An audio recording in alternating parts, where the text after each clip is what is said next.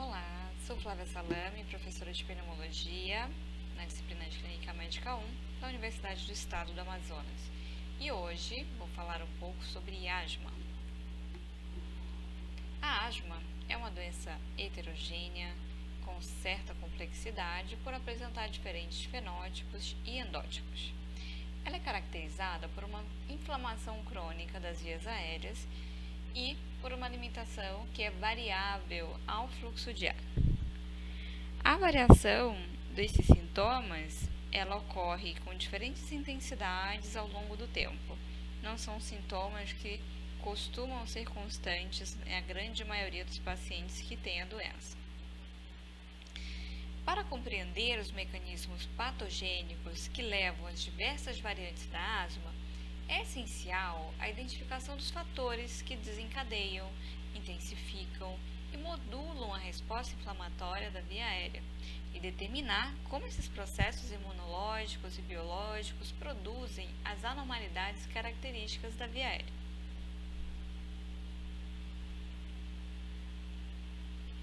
Quanto a dados epidemiológicos, a asma afeta de 1 a 20% da população, com essa prevalência variando de acordo com o país, e em geral a proporção ela é semelhante entre os gêneros masculino e feminino. É uma doença mais comum em negros e acomete mais comumente as crianças na primeira década de vida. Existe uma determinação genética para esse processo inflamatório nas vias aéreas acontecer. Então, uma história familiar positiva costuma ter grande relevância na anamnese. Ela tem ainda essa característica de ser precipitada por exposição a alguns fatores.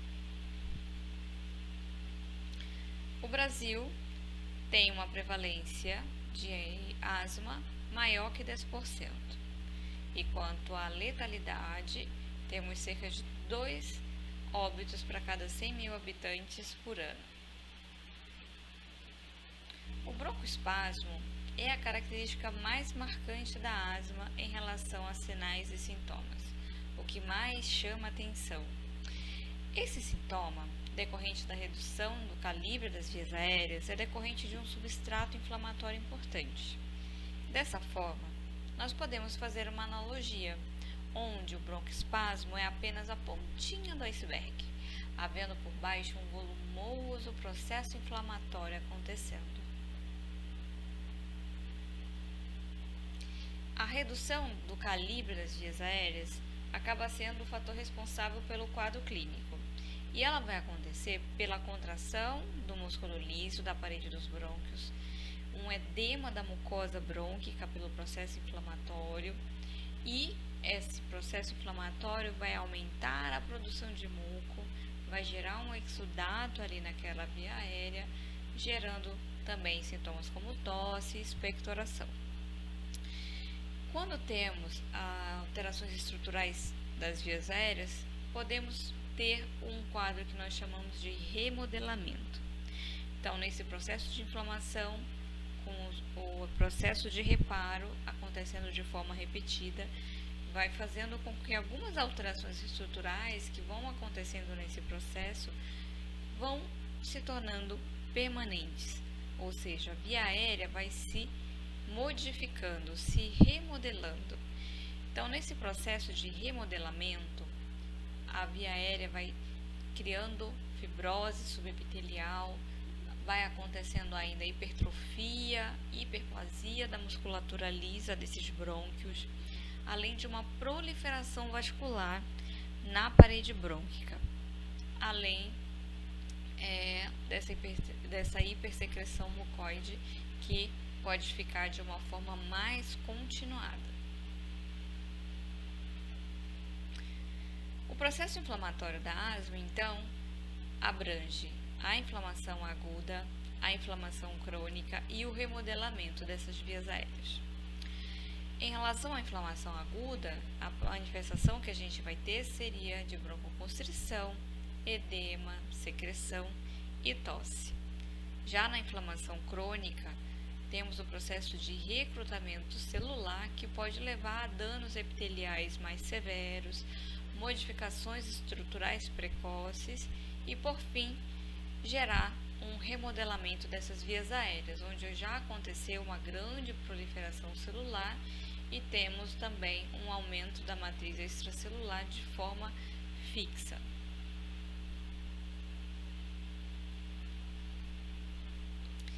A asma envolve uma diversidade de mediadores inflamatórios.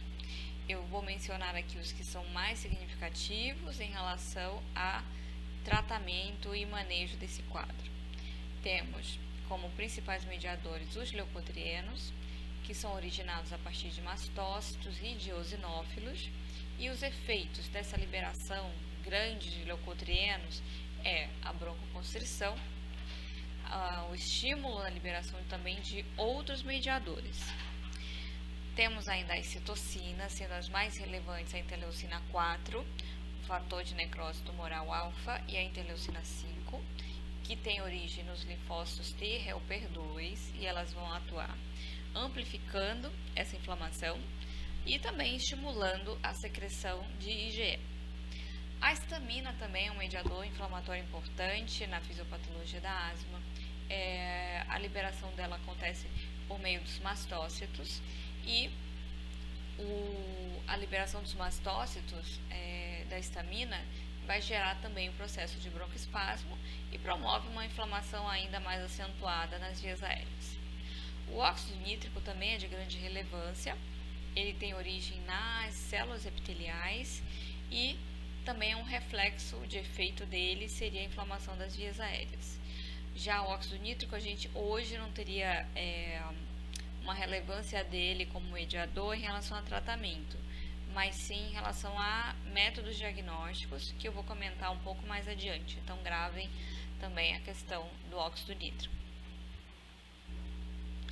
Os sintomas mais comuns da asma são a sibilância, a dispneia, o aperto no peito, tosse.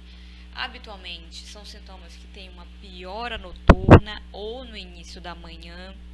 Eles variam ao longo do tempo, variam em intensidade e a gente consegue identificar que esses sintomas são comumente desencadeados por gatilhos. Os gatilhos seriam esses fatores desencadeantes que vemos mencionando. Os principais são a atopia, exercício físico, infecções de vias aéreas, rinite, sinusites, gotejamento pós-nasal, alterações climáticas, refluxo gastroesofágico, estresse, fumo. Algumas medicações também podem funcionar como gatilhos. As principais descritas são os anti-inflamatórios, os beta-bloqueadores e os IECAs. Algumas exposições ocupacionais também podem funcionar como gatilho. Temos, inclusive, a asma, que a gente é descrito como asma ocupacional, onde somente após essa exposição ocupacional o paciente abre o quadro e, ao eliminarmos essa exposição, o paciente melhora. E vamos falar um pouco aqui também sobre fenótipos e endótipos. Sempre que falamos de fenótipo, estamos colocando aqui as características observáveis do indivíduo. Já quando a gente menciona o termo endótipo, eu estou me referindo a um mecanismo molecular ou fisiopatológico que é subjacente ao fenótipo daquela pessoa.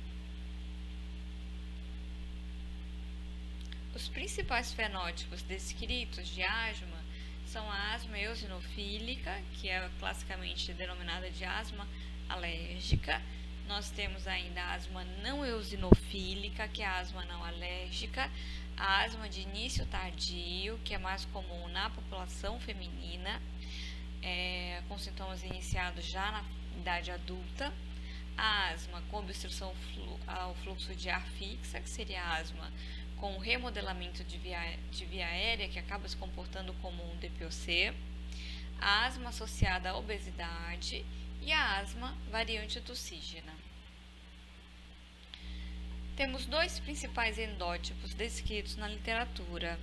O primeiro é aquele onde o paciente tem inflamação que nós chamamos de tipo 2, alta, que é aquele perfil onde a asma teve um início mais precoce, são pacientes que têm um quadro mais grave, associados a atopia, IgE e eosinofilia nas vias aéreas e sistêmicas. O outro perfil de endótipo é o que tem inflamação tipo 2 baixa. Caracteristicamente, essa população é aquela que teve uma asma de início mais tardio, não costuma ter eosinofilia nas vias aéreas e a responsividade é reduzida em relação ao uso dos corticoides, tanto inalatórios quanto as medicações por via oral ou sistêmica.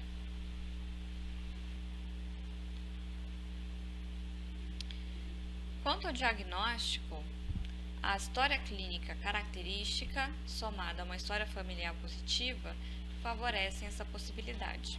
A forma de investigar principal é por meio da espirometria ou com realização de um pico de fluxo expiratório com a prova broncodilatadora. O objetivo do exame seria confirmar a obstrução ao fluxo de ar ou a presença de uma variação significativa de fluxos. A pelugina seria uma variação de mais de 12% do VF1 e 200 ml, ou a sua reversibilidade após o uso do broncodilatador. Na indisponibilidade do exame de espirometria, se observarmos oscilações maiores que 20% no pico de fluxo expiratório após o uso de 400 microgramas de salbutamol, a gente também pode considerar ali que temos uma hiperreatividade brônquica.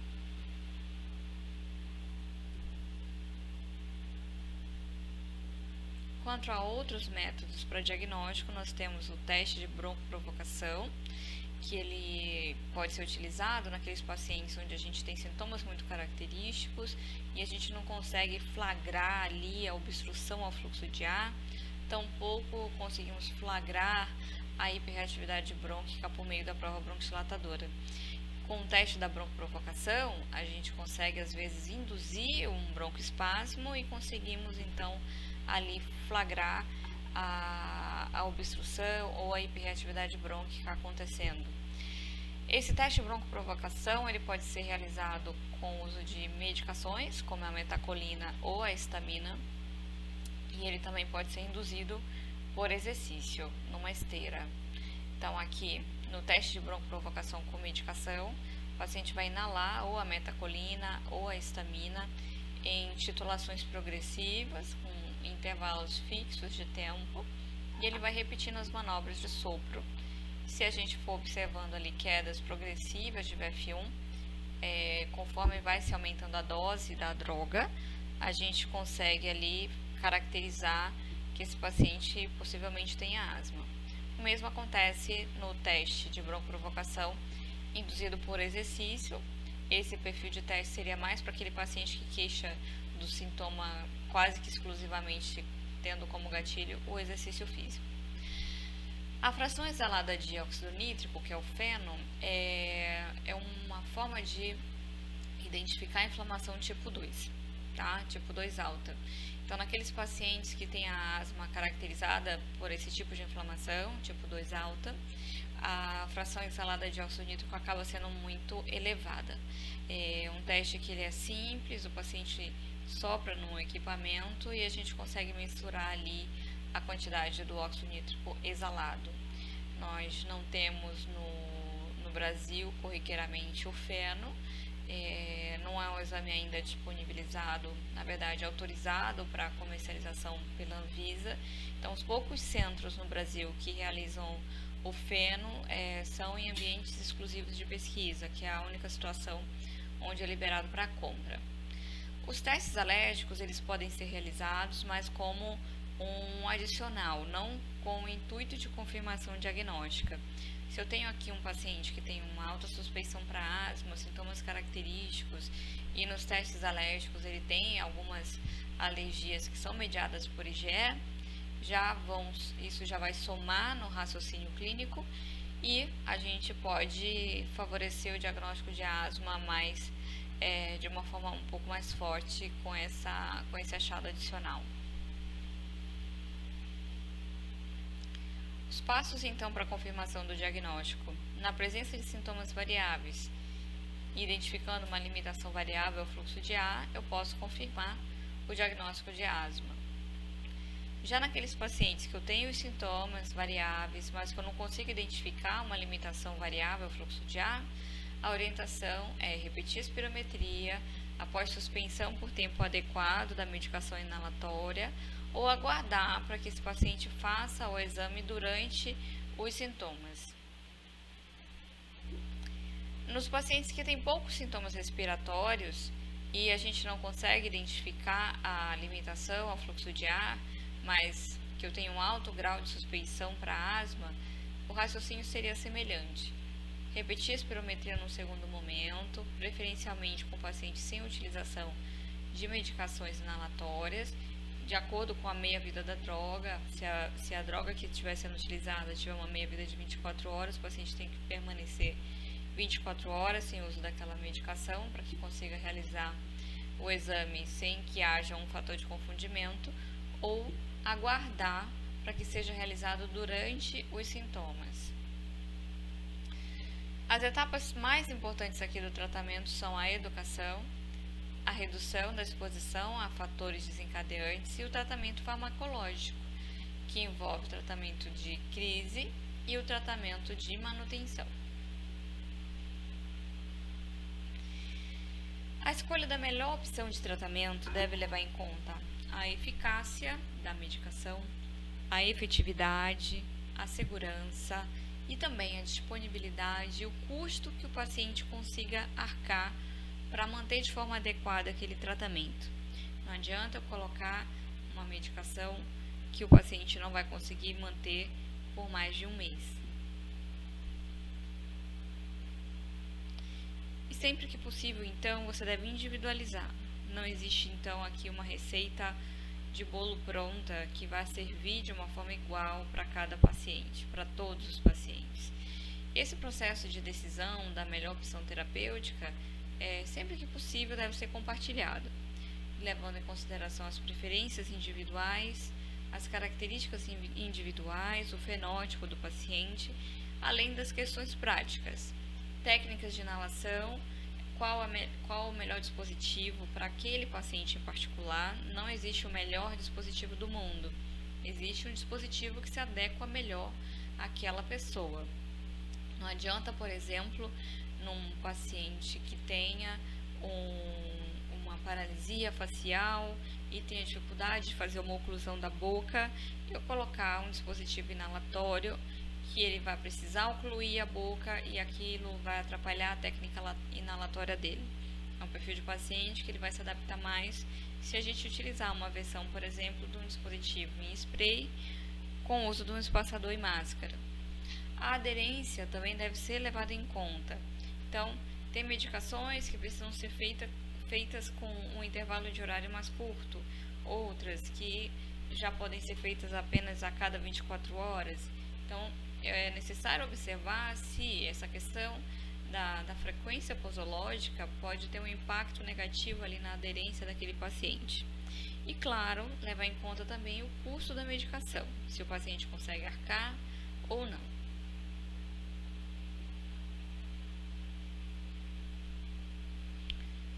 Então, em relação a recomendações gerais, a gente precisa ter uma ideia de como iniciar o tratamento. Acabou de dar um diagnóstico de alguém com asma, por onde vou começar, né? Então, vamos determinar aqui alguns perfis para a gente poder identificar em que etapa a gente começa o tratamento. Se eu tenho, por exemplo, um paciente com sintomas infrequentes, menos de 2 vezes por mês, sem fatores de risco para exacerbações, a gente vai começar numa etapa 1. O que seria isso? Uma combinação de corticoide inalatório com formoterol em dose baixa, que esse paciente vai utilizar somente por demanda, ou seja, se ele tiver algum sintoma, ele vai fazer uso da medicação. Não é necessário aqui para esse perfil que ele utilize a medicação de horário. Naquele perfil que tem sintomas de asma ou necessidade de medicação de alívio mais de 2 vezes ao mês, o tratamento inicial sugerido seria na etapa 2. que abrange já a utilização de medicação de horário, seja um corticoide inalatório em dose baixa, associado a um SABA-SOS, ou a associação do corticoide inalatório e formoterol em dose baixa por demanda, como segunda escolha. Nos pacientes que têm sintomas na maior parte dos dias, despertar noturno por asma uma vez na semana ou mais, a gente já precisa deixar uma combinação de corticoide inalatório com algum LABA em dose baixa, e ele pode usar essa mesma medicação para o resgate, ou manter essa medicação em dose baixa usando um SABA para resgate, ou ainda você pode usar uma combinação de corticoide inalatório já numa dose média associada a um LABA, usando então o SABA como resgate, o que seria no caso aqui a etapa 3. Quanto a recomendações gerais ainda, né, naquele perfil já que tem uma apresentação inicial de asma grave, não controlada, com uma exacerbação aguda importante, a gente já precisa iniciar esse corticoide inalatório numa dose alta. Posso também começar um CI com LABA numa dose média, e em geral, nessas circunstâncias, o paciente pode ser que o paciente necessite fazer uso do corticoide oral por um período de 3 a 7 dias, usando o SABA como SOS ou uma dose baixa de CI com formoterol para alívio sintomático. Sempre que a gente inicia esse tratamento, a gente faz essa proposta terapêutica inicial, nós devemos avaliar esse paciente novamente em 2 a 3 meses para poder avaliar o nível de controle. Se é um paciente que está muito sintomático, ou seja, dependendo da urgência clínica, esse tempo de resposta, de avaliação de resposta, pode ser antecipado por um tempo mais curto. Sempre que esse paciente tiver um nível de controle bom, sustentado por 3 meses consecutivos, a gente é orientado a descer uma etapa do tratamento.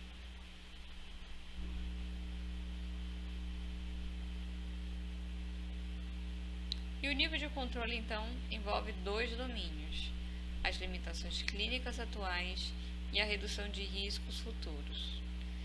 Nível de controle em relação a limitações clínicas envolve 4 características em particular: se esse paciente está tendo sintoma diurno, se ele está tendo despertar noturno, qual a necessidade de uso da medicação de alívio, se esse paciente tem limitação das atividades diárias, e em relação à redução de riscos futuros, a gente avalia qual é o potencial desse paciente ter exacerbações frequentes, também a perda acelerada de função pulmonar e os efeitos adversos em relação ao tratamento.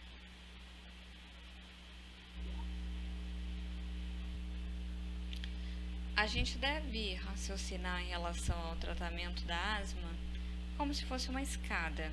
Essa escada tem 5 degraus, que seriam as etapas de tratamento. E o que vai determinar se eu vou subir um degrau dessa escada ou descer um degrau dessa escada é a minha avaliação do nível de controle desse paciente. Então, a Pelugina, que seria a ferramenta que a gente mais utiliza, nós utilizamos essas 4 características que a gente mencionou previamente para avaliar o nível de controle.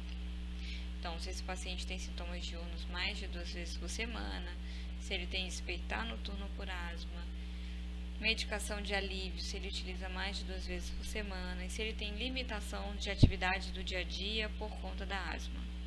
Se nenhum desses itens estiver ocorrendo, o paciente está com sua asma controlada. Se esse tempo de controle já tiver 3 meses ou mais consecutivos, você pode cogitar descer uma etapa de tratamento, por exemplo. Já, se eu tenho um paciente que tem 1 a 2 itens positivos na história, na anamnese, você vai considerar como parcialmente controlado. No paciente parcialmente controlado, nós devemos avaliar se esse paciente está fazendo uso da medicação de forma correta, se o dispositivo está adequado, se não está tendo falhas, esquecimentos, checar com o paciente na sua frente se ele realmente usa corretamente esse dispositivo, investigar possíveis gatilhos no ambiente que possam não estar controlados adequadamente, podem eventualmente estar funcionando como gatilhos, além dessas questões do ambiente, sintomas de refluxo, de rinocinusite. E naqueles pacientes que 3 a 4 itens estão presentes, nós já classificamos como asma não controlada, e nesse perfil de pacientes nós também devemos subir uma etapa de tratamento.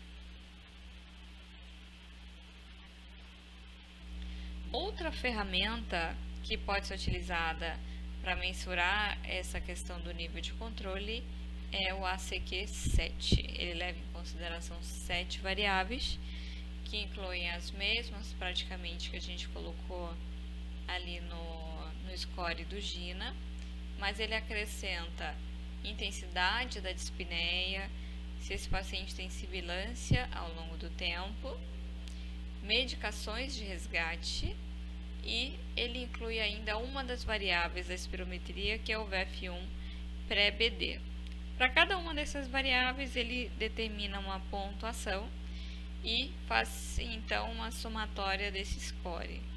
Se esse score for menor ou igual a 0,75, a asma é classificada como controlada. Se esse score fica entre 0,75 e 1,5, a asma está parcialmente controlada. E naqueles com score maior que 1,5, a asma é considerada como não controlada.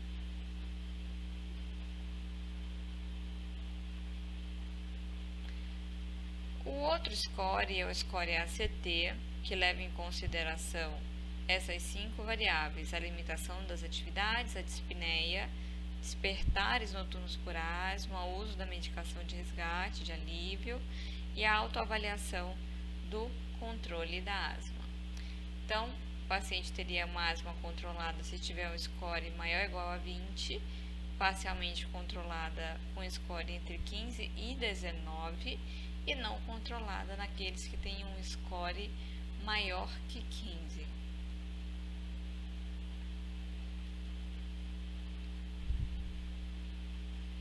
Existem vários fatores que vão influenciar esse nível de controle. Se o paciente aderiu adequadamente ao tratamento, se esse paciente está tendo exposições ambientais ou no ambiente de trabalho que estão funcionando como um gatilho, comorbidades que esse paciente possa apresentar, o uso do tabaco, o uso de algumas outras medicações que podem também colaborar com isso, e o uso incorreto do dispositivo. No quesito medicação, existem alguns fatores de risco que a gente deve considerar para exacerbações. Então, aquele paciente que tem um alto uso de medicação de alívio, mais de um canister por mês. Canister seria aquele tubinho montado já da bombinha que mais comumente vocês conhecem, tá? Então, nesse perfil de paciente que usa mais que um por mês, já está muito bem descrito na literatura que é um perfil que tem um maior risco, inclusive para mortalidade na vigência de uma crise. Então, esse perfil de paciente a gente já, de uma forma independente, consegue classificar que é de alto risco para exacerbação. Já no quesito comorbidades, as principais comorbidades que funcionam como fatores de risco para exacerbação são a obesidade, a rinocinusite crônica, a doença do refluxo, alergias alimentares confirmadas, particularmente as IgEs mediadas, gestação, que apesar de não ser doença, pode ser colocada como uma comorbidade, e doenças psiquiátricas. Em relação a exposições, pacientes tabagistas ou que têm exposição frequente a determinados alérgenos e com exposição grande à poluição ambiental, também podem ser classificados como tendo um fator de risco adicional para a exacerbação.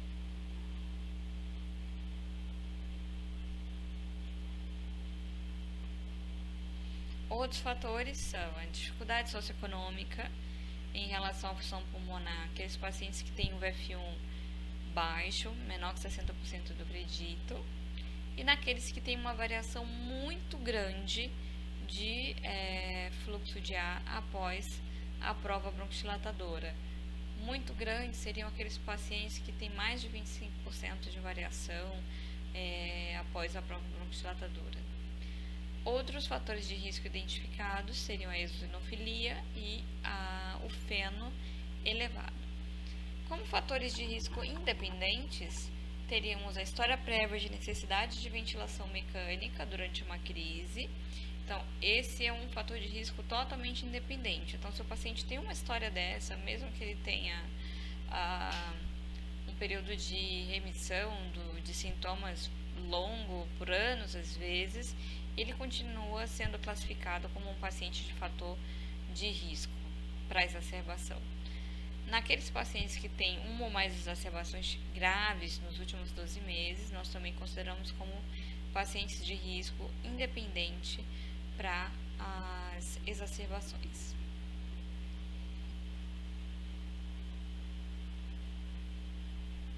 Então, como a gente mencionou previamente, o tratamento da asma funciona como se fosse uma escada com 5 degraus, onde cada degrau é uma etapa de tratamento. Nesse manejo, em todos os asmáticos, nós devemos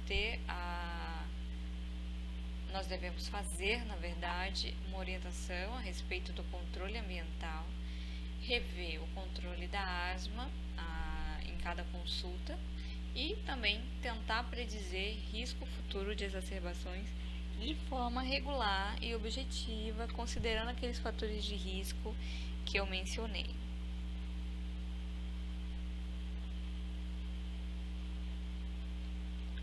Então, na etapa 1, quando vamos colocar aqui o tratamento do paciente com asma estável, a opção preferencial seria de corticoide inalatório com formoterol em dose baixa, por livre demanda, sendo como outras opções, utilizar o corticoide inalatório num dispositivo e o SABA separado num outro dispositivo, também por demanda. Se o paciente tiver falta de ar, chiado, aperto no peito, ele faria o uso de uma dose do SABA e também do corticoide inalatório. Então, sempre que ele usar a medicação para aliviar, ele usa também uma dose do corticoide inalatório.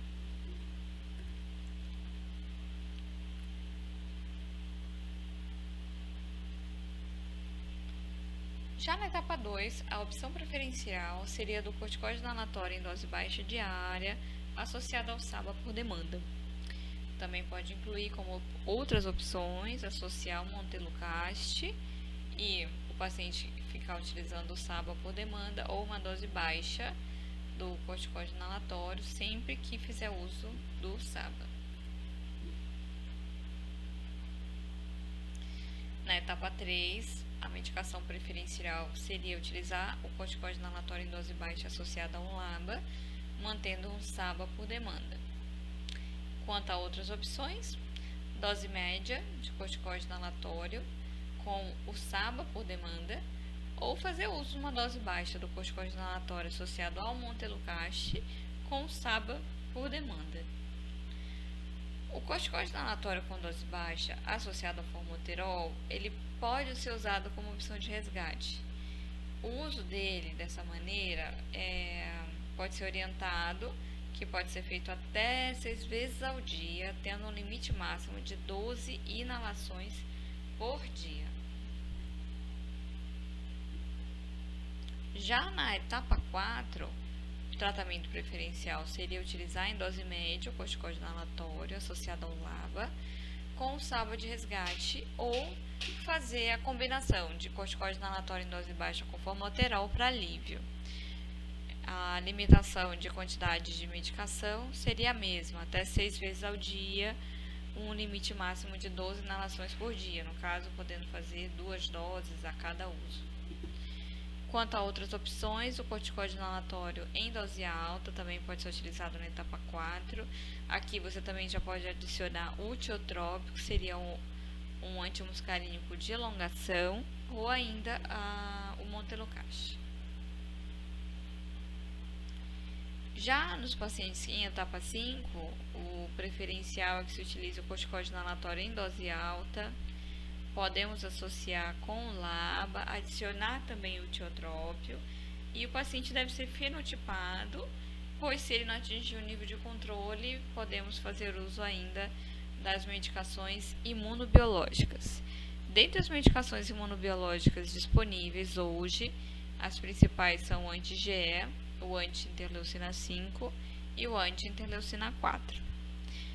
Quanto a outras opções, nós podemos adicionar o corticoide oral, numa dose baixa de não mais que 7,5 mg por dia.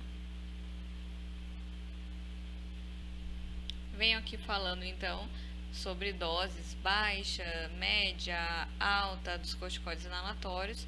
Eu acho importante eu colocar aqui os principais corticoides inalatórios utilizados no Brasil, para que vocês tenham uma noção do que a gente considera como dose baixa, média ou alta. Aqui no caso, nós temos essas 3 principais medicações de corticoide inalatório que a gente utiliza. Temos a beclometasona, que a gente considera como dose baixa a dose de 200 a 500 microgramas por dia, como dose média de 500 a 1000 microgramas dia e como dose alta mais de 1000 microgramas por dia. A budesonida, a dose baixa seria de 200 a 400 microgramas dia, dose média de 400 a 800 microgramas dia e a dose alta naqueles pacientes que usam mais de 800 microgramas por dia. Já a fluticasona, nós temos a apresentação do furoato e do propionato. O propionato é a versão em spray, também temos algumas versões em DPI. Nas versões em spray, a dose baixa seria bem semelhante ao que se usa mesmo, a nível de uso ambulatorial. E a dose varia de 100 a 250 microgramas por dia. Já a dose média, de 250 a 500. E a dose alta, mais de 500 microgramas por dia.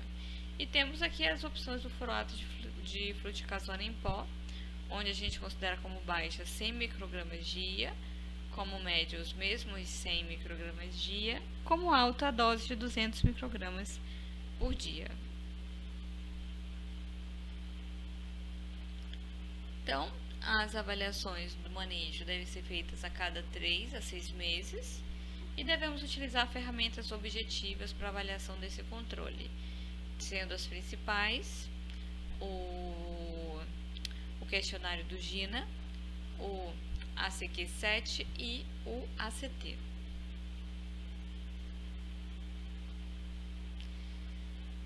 A gente veio falando até então da asma funcionando no tratamento como se fossem degraus, como se fossem steps.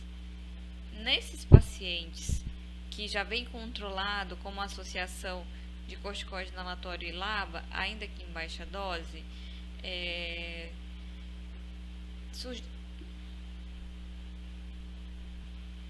vamos retomar aqui nesse slide.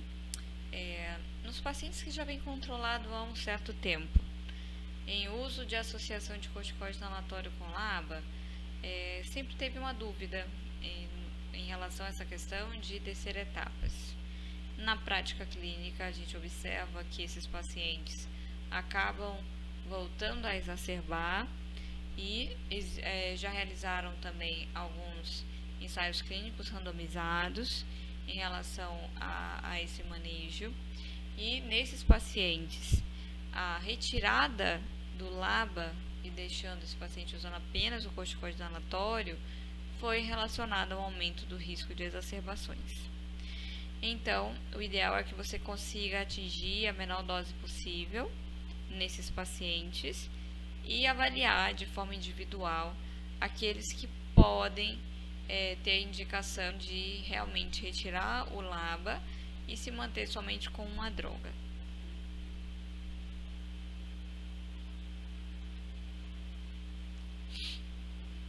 Os pacientes têm como uma das etapas do tratamento a educação.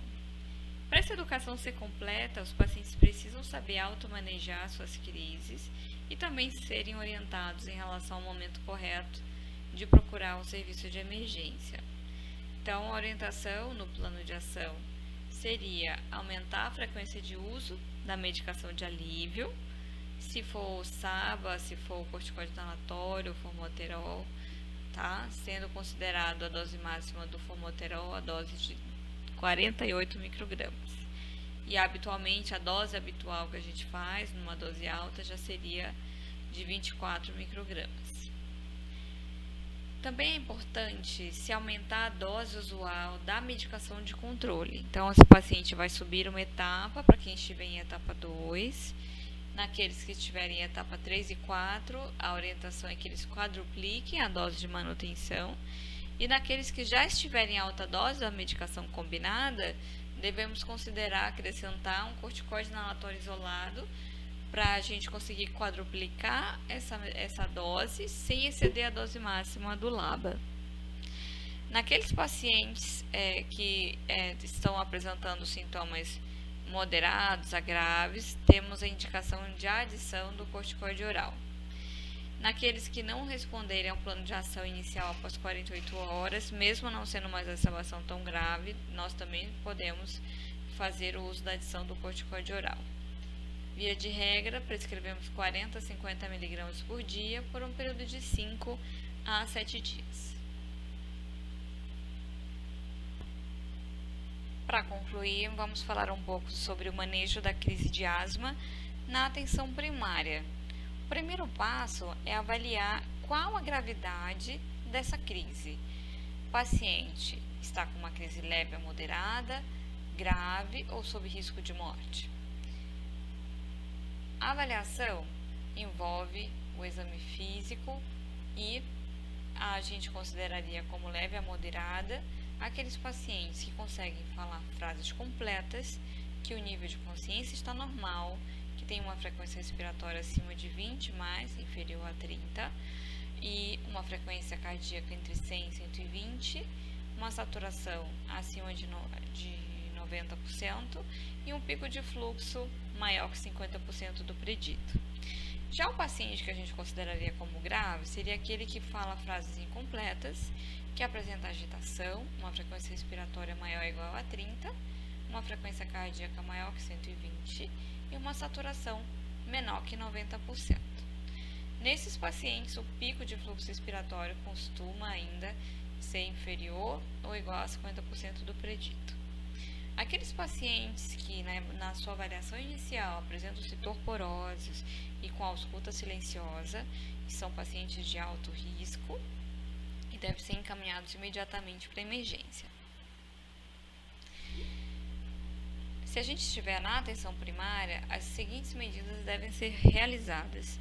No manejo da crise leve a moderada, você pode iniciar, ainda na atenção primária, um SABA, fazendo 4 a 10 puffs, repetindo a cada 20 minutos por 1 hora.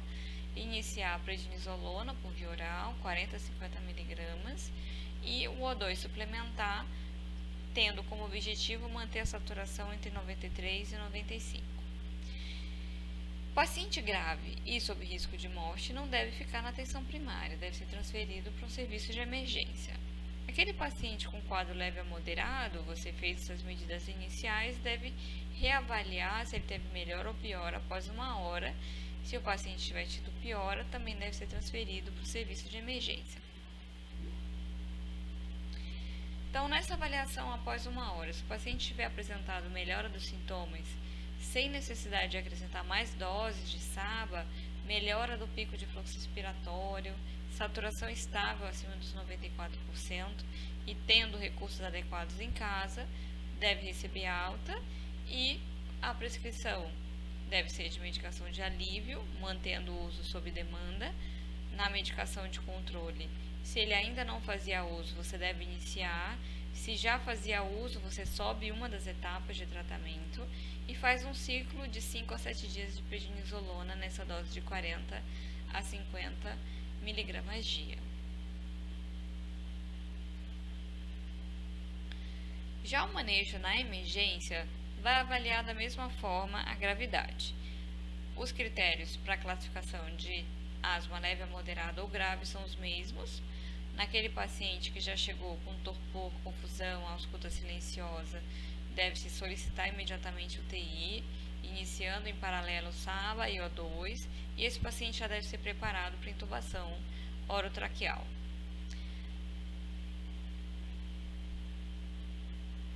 Nos pacientes com quadro leve a moderado, você vai iniciar o SABA e pode considerar a associação do ipatrópico se não estiver tendo melhora. A mesma situação do O2 suplementar, tentando manter uma saturação alvo entre 93% e 95% em ar ambiente, e o início do corticoide oral. Já naqueles pacientes graves, você já pode iniciar imediatamente o SABA associado ao ipatrópico. Fazer o O2 suplementar, esse corticoide oral pode ser substituído pela apresentação endovenosa, e você pode, na ausência de melhora, considerar o uso do sulfato de magnésio endovenoso e também altas doses do corticoide inalatório.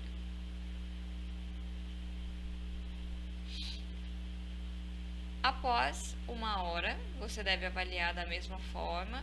Aqui está escrito a atenção primária, mas seria na emergência.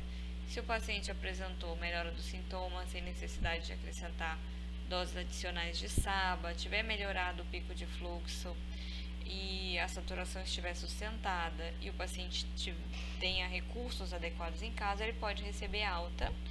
E já que esse paciente precisou procurar um serviço de emergência, você deve também encaminhá-lo para o especialista nesse momento da alta.